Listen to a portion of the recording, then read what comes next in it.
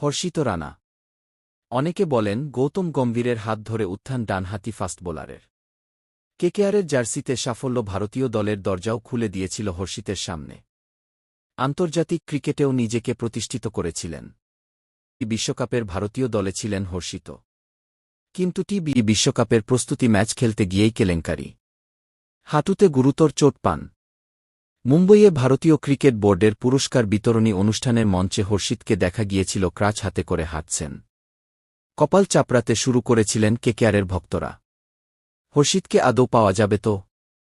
সমর্থকদের আশঙ্কা সত্যি করে পরে হর্ষিত গোটা আইপিএল থেকেই ছিটকে যান। তার পরিবর্ত হিসাবে দলে নেওয়া হয় নভদীপ সাইনিকে।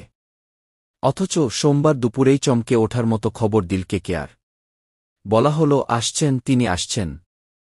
হর্ষিত রানা। শাহরুখ খানও যাকে এত পছন্দ করেন যে 2 বছর আগে আইপিএল জেতার পর স্বয়ং কিং খান যাকে অনুকরণ করে গোটা দলকে নিয়ে ট্রফি হাতে ফ্লাইং কিস দেওয়ার পোজ দিয়েছিলেন, তিনি যোগ দিচ্ছেন নাইট শিবিরে।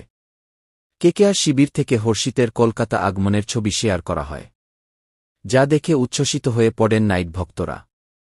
পরপর 2 ম্যাচ হেরে এমনিতেই প্রবল চাপে কেকেআর। টুর্নামেন্টের শুরুর সপ্তাহে পয়েন্ট টেবিলে 0 হয়ে বসে রয়েছে। মন খারাপ ভক্তদের। সেই পরিস্থিতিতে হর্ষিত দলে যোগ দেওয়া মানে যেন সঞ্জীবনী পাওয়া। তবে কেকেআর শিবির থেকে জানানো হল হর্ষিতের খেলার কোনো সম্ভাবনাই নেই। দলকে সমর্থন করার জন্য কলকাতায় এসেছেন হর্ষিত।